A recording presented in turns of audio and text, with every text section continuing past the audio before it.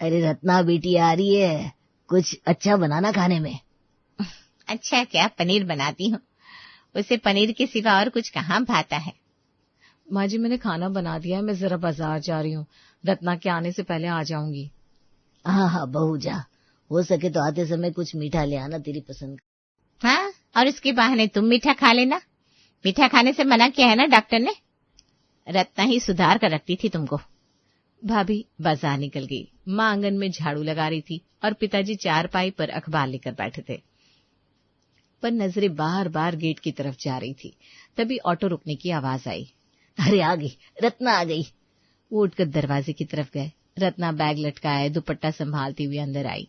चेहरे पर थकान साफ दिख रही थी, पर जैसे ही पिता को देखा होठों पर मुस्कान खींच आई। पापा। आजा बेटा आजा। अरे ये बैग मुझे दे दे। पापा रहने दो, मैं रख लूंगी। अरे चुप कर, बाप हूँ तेरा अभी भी, दे इधर। माँ रसोई से दौड़ी चली आई, हाथ अभी तक आटे से सने थे। आ गई मेरी रत्ना, आजा बैठ। बहुत थकी लग रही है बेटा। हाँ माँ, ट्रेन में बहुत भीड़ थी ना आज। हाथ मुंह धो, पानी लाती हूँ ठंडा। माँ पहले बैठो तो, कितने दिन बाद आई हो, बात करो ना मुझसे। माँ बैठ गई, पर उनकी नजरें रत्ना का चेहरा पड़ रही थी। सब ठीक है ना बेटा? सासू माँ कैसी है? एकदम ठीक है माँ, पिछले हफ्ते मंदिर गई थी मेरे साथ। और समीर, काम कैसा चल रहा है उसका? बढ़िया है पापा, इस महीने प्रोजेक्ट मिला है उन्हें नया, बहुत खुश है। खाना खाती नहीं है क्या सही से? चेहरा कितना पतला लग रहा है, देखो तो। माँ मैं वैसी हूँ, तो मैं हमेशा पतली दिखती हूँ मैं। और रत्ना देवर कैसा है, वो जो पढ़ रहा था इंजीनियरिंग? छोटे भैया, पापा उनका तो आखिरी साल है, बड़े मन लगाकर पढ़ रहे हैं। कह रहे थे भाभी आपसे मैथ्स के नोट्स चाहिए। हाय राम, तेरे से मैथ्स मांग रहा है वो? माँ मैं साइंस की टीचर थी, भूल गई क्या? सब हंस पड़े। तभी भाभी आ गई, हाथ में थैला और चेहरे पर खुशी। अरे रत्ना दीदी आ गई आप। आओ भाभी आओ। और ये क्या लाई बाजार से? आपके लिए जलेबी लाई, गरम गरम। देखो तो मेरी बहू कैसी है, रत्ना के बहाने मीठा घर में आई ही क्या। और मैं? तुम तो चुप ही रहो जी। भाभी जलेबी रखकर रत्ना के पास बैठ गई, एकदम सट के।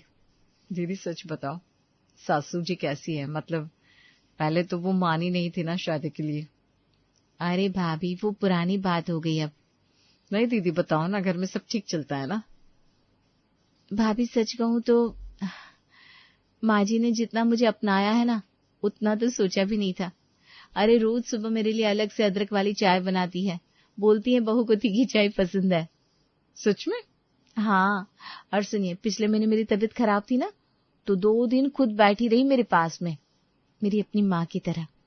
हाय, सच में रत्ना? माँ कसम से, अब तो वो खुद बोलती है बेटा तू ही सही निकली समीर के लिए। बस बेटा, इससे ज्यादा क्या चाहिए।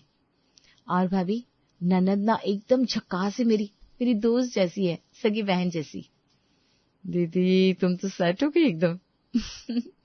हाँ भाभी, घर मिला है, परिवार मिला है, बस अब जलेबी दे दीजिए जल्दी से। रात खाना खाने के बाद सब आंगन में बैठे थे। पिताजी पुरानी यादें सुना रहे थे, भाभी हंस हंस कर दोहरी हुई जा रही थी। भैया बीच बीच में टोका टोकी कर रहे थे। पापा आपने तो उस दिन कमाल ही कर दिया था। अरे मैं क्या करता, गधा ही पागल था। हाय राम, गधे के पीछे भागे आप? भागे क्या, उड़े, एकदम उड़े वो उस दिन। सब ठहाका लगाकर हंसे, रत्ना भी हंसी, पर वो हंसी होठों तक ही रही, आंखें कहीं और थी, दूर किसी और ही दुनिया में। थोड़ी देर में उसने नजरें नीची कर ली और चुपचाप आंचल के कोने से आंखें पोंछ ली, पर माँ की नजर से कहाँ छुपता है ये सब। रत्ना क्या हुआ बेटा? कुछ नहीं माँ। कुछ नहीं तो फिर आंखें क्यों पोंछी अभी?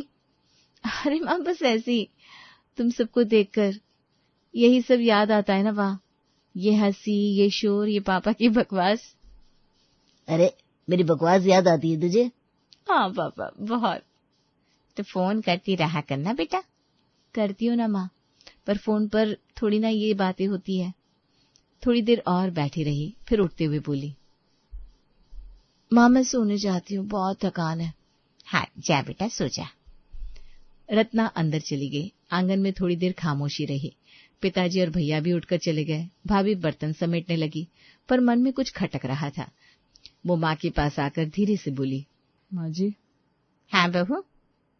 वो दीदी ठीक तो है ना?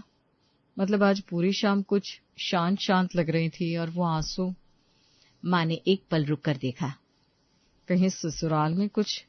नहीं माँ जी, पर बहू, रत्ना वो लड़की नहीं है जो छुपाए।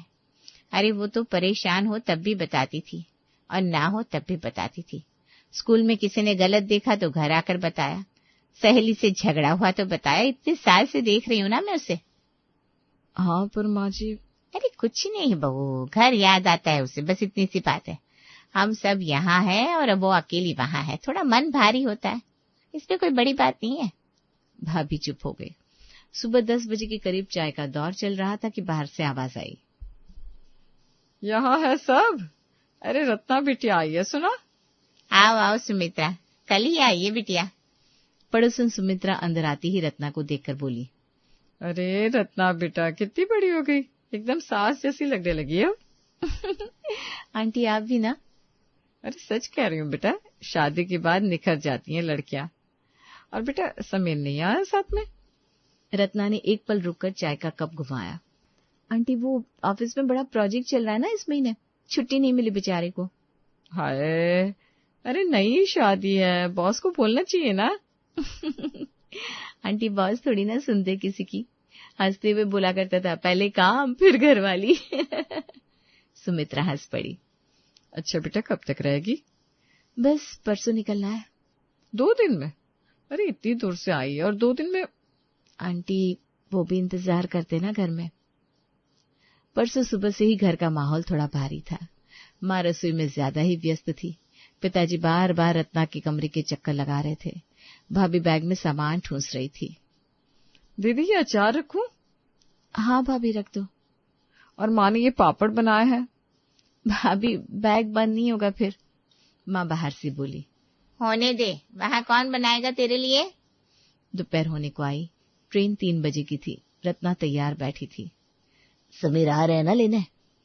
रत्ना ने 1 सेकंड के लिए नजरें झुकाई।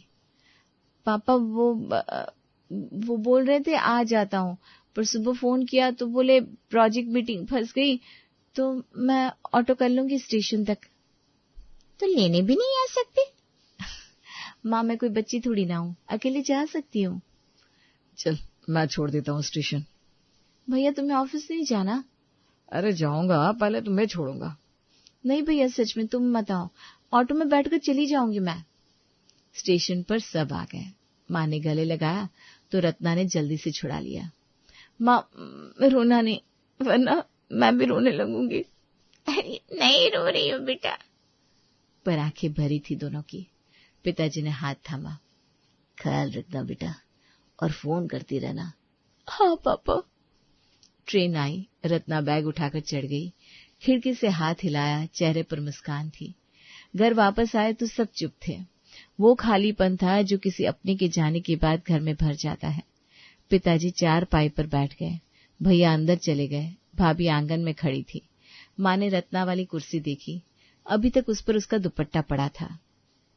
जानती हो बहू, इसने खुद पसंद की है शादी, हमने नहीं करवाई। भाभी ने कुछ नहीं कहा। पर देखो कितनी खुश है, चेहरे पर चमक है, बात करती है तो हंसती है। समीर अच्छा लड़का है, घर भी अच्छा है। भाभी चुप रही। पता नहीं हम जबरदस्ती करा देते तो क्या होता, हमारी पसंद सही होती भी या नहीं। भगवान ने सही किया जो उसकी सुनी। हाँ खुश है, बस यही काफी है।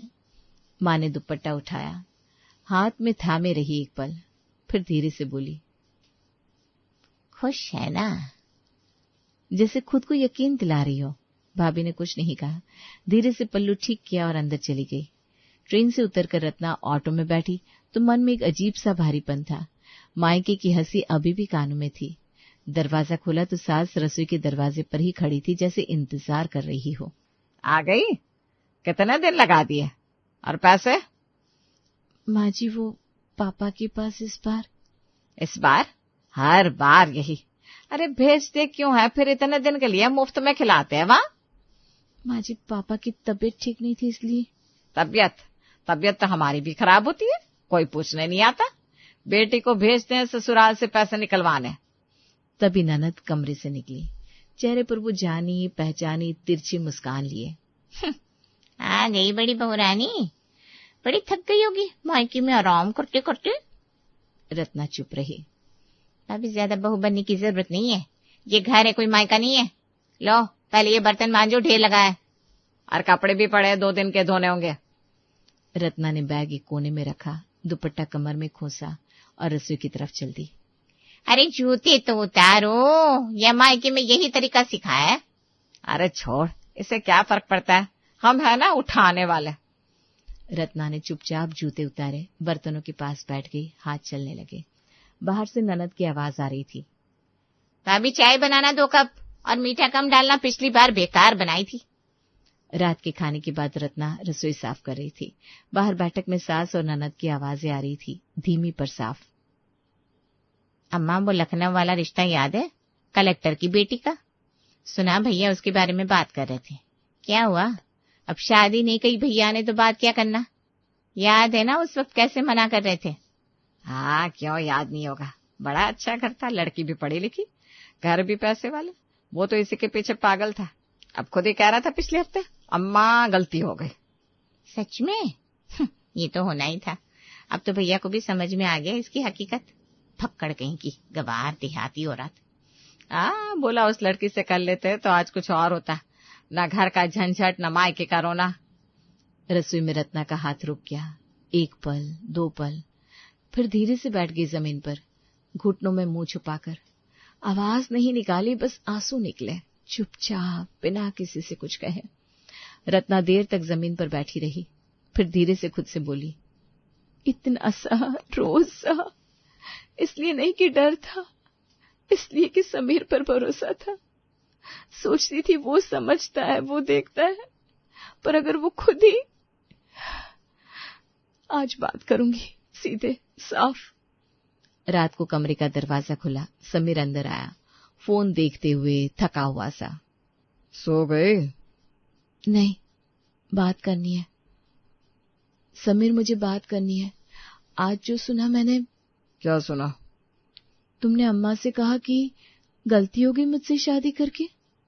समीर ने फोन रखा, पर चेहरे पर कोई पछतावा नहीं था। तो गलत क्या कहा? समीर?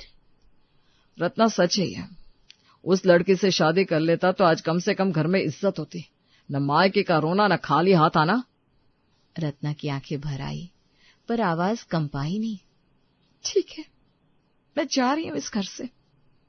समीर हंसा, वही ठंडी और तीखी हंसी। जाओगी कहाँ? मायके?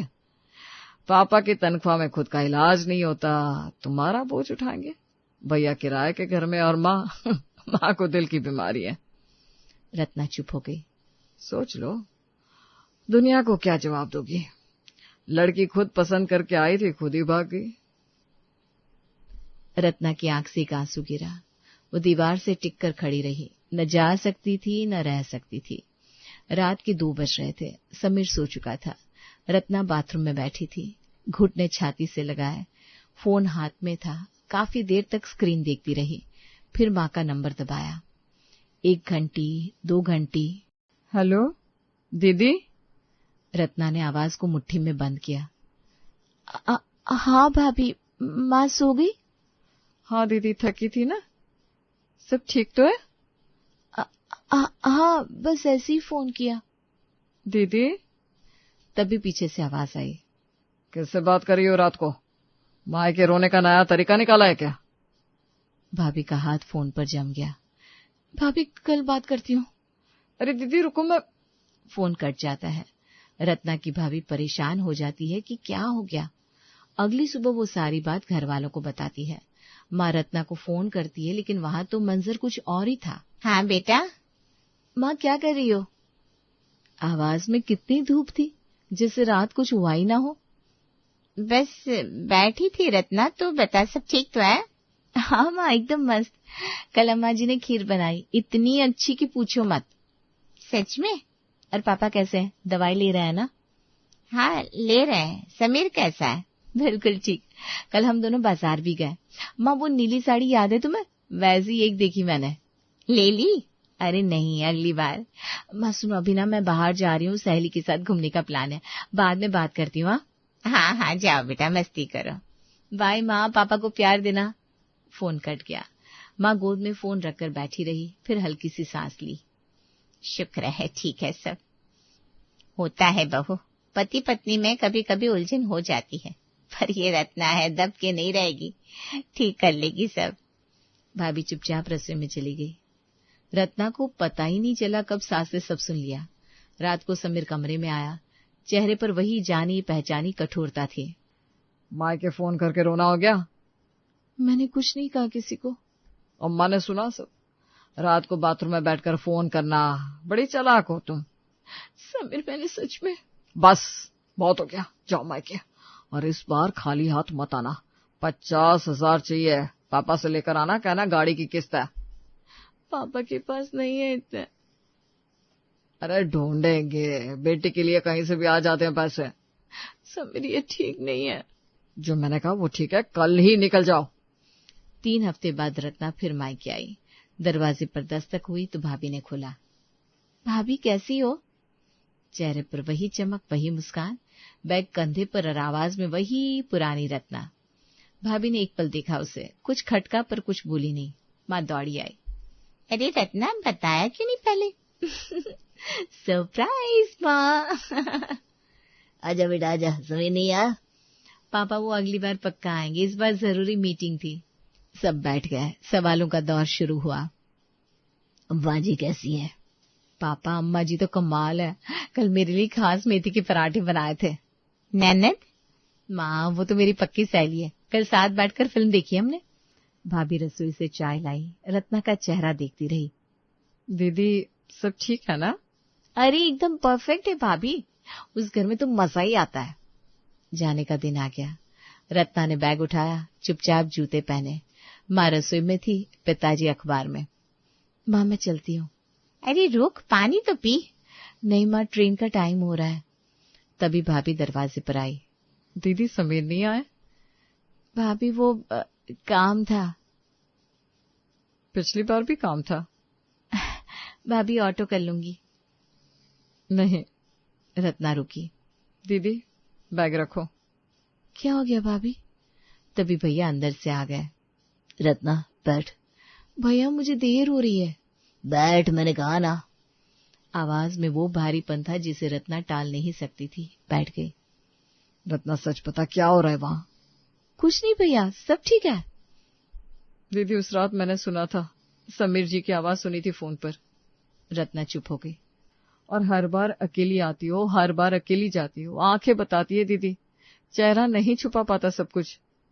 रत्ना की आंखें भर आई, पर होठ हंसने की कोशिश कर रहे थे। भाभी सच में सब। रत्ना बस नाटक मत कर। रत्ना टूट गई। भैया वो लोग, वो मुझे, मैं रोज। आवाज रुंध गई, आंसू रुके नहीं। भैया ने कंधे पर हाथ रखा। पर मैं कहाँ जाऊंगी भैया, तुम किराए में हो, पापा की तबीयत और माँ को। तभी पिताजी धीरे धीरे अंदर आए। वो सब सुन चुके थे। रत्ना, पापा मैं बोझ नहीं बनना चाहती। पिताजी ने बेटी का चेहरा हाथों में लिया। बेटा, बाप को बच्चा कभी बोझ नहीं लगता, कभी नहीं। ये घर तेरा था, तेरा है और तेरा रहेगा। रत्ना फूट पड़ी। पिताजी ने बाहों में भर लिया जैसे बचपन में भरते थे। भाभी ने चुपचाप दरवाजा बंद किया। बाहर ऑटो इंतजार कर रहा था, पर आज रत्ना नहीं जाने वाली थी, क्योंकि इस बार वो वापस आ गई थी।